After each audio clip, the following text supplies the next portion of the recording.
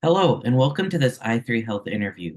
Today, I'm joined by Dr. Deborah Wong, who is currently the co-chair of I3 Health's CME NCPD activity titled Recurrent and Metastatic HNSCC, Harnessing Immunotherapy and Comprehensive Care. She's joining us today to share some additional insights and advancements in the field that have occurred in the past several months. Thank you so much for joining us today, Dr. Wong. Would you like to begin with introducing yourself? My name is Dr. Deborah Wong. I'm an associate clinical professor of medicine at the University of California, Los Angeles. I'm the director of the medical oncology program, clinical trials program for head and neck cancers.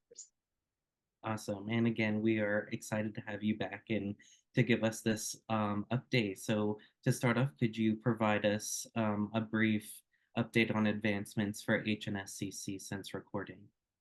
Yes, I'm very happy to do so. And I'm very glad to say that there has been a lot of ongoing clinical research activity in the field of head and neck cancer, recurrent metastatic, in particular, squamous cell carcinomas of the head and neck.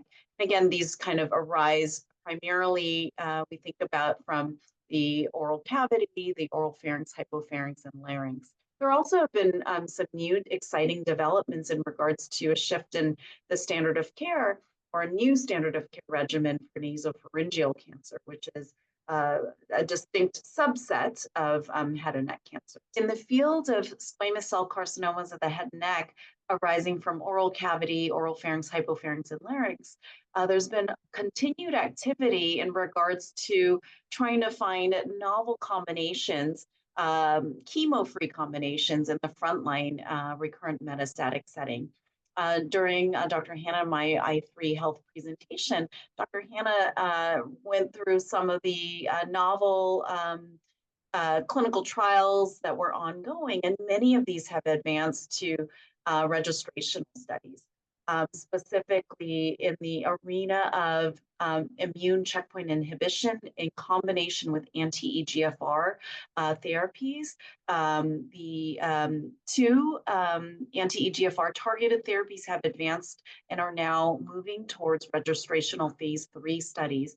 One is BCA 101 from Bicara Therapeutics in combination with pembrolizumab, and the other is the MCLA 158 compound, which is being evaluated both in combination with anti-PD-1 in the frontline setting, as well as continue to be developed in the second line and later setting. So lots of exciting movement in regards to anti-EGFR therapies for head and neck cancer. And what we've seen to date is very exciting data, particularly for HPV negative squamous cell carcinomas of the head and neck. Beyond HPV negative, for HPV positive head and neck cancers, there's also been very exciting developments and advances with many agents advancing also to registrational studies. Some examples include the HUKIPA study, which is moving towards opening a phase 3 registrational study for HPV genotype 16 positive recurrent metastatic head and neck cancer. That will be in combination with pembrolizumab. In addition, BioNTech, the BNT113, has a similar registrational study, among others. So lots of exciting developments and continuing to move towards tailoring therapies based on disease biology. One example that I've mentioned is HPV negative head and neck cancer versus HPV positive. Beyond that, other than anti-EGFR, there are ongoing advances in kind of exploring antibody drug conjugates for head and neck cancer with enfortumab vedotin or EV, as well as sacituzumab govitecan. So we have novel immune checkpoint targeted therapy combinations, antibody drug conjugate combinations advancing to later stages of clinical development. And of course, we have ongoing evaluation of novel immuno-oncology combinations as well. So really exciting stuff for squamous cell carcinoma of the head and neck. In the recurrent metastatic setting, there are also beyond sort of the relapsed metastatic setting, there are lots of kind of ongoing exciting research on incorporating newer systemic therapy approaches in the curative intent setting. For example, incorporating a radioligand that's injected into the tumor in combination with chemoradiation that has advanced to the phase 3 arena as well for the curative intent setting. There are also some ongoing studies looking at novel immunotherapies to be given after chemoradiation for patients who undergo curative intent definitive chemoradiation.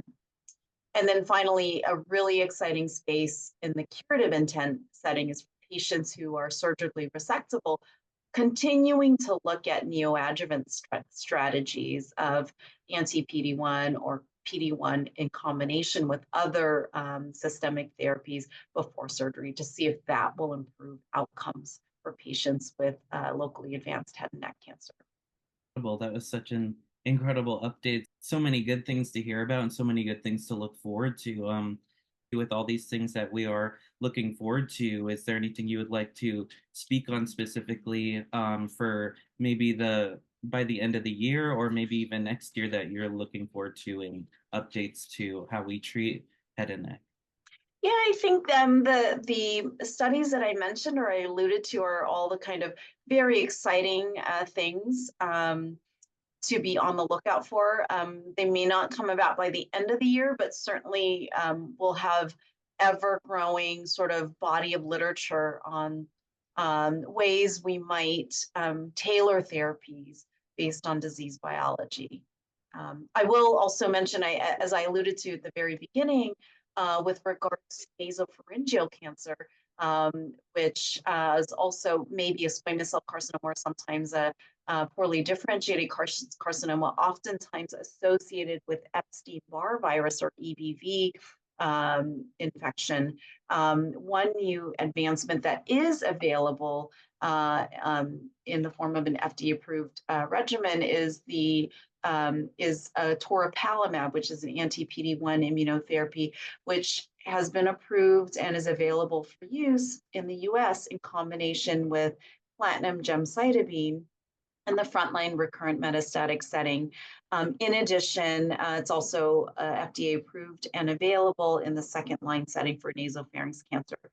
Interestingly, at ASCO this past year, there was a very exciting abstract that was presented evaluating toripalimab in conjunction with induction chemotherapy and chemoradiation for patients with locally advanced nasopharyngeal cancer, with very exciting preliminary data that, and so awaiting sort of registrational data on that too.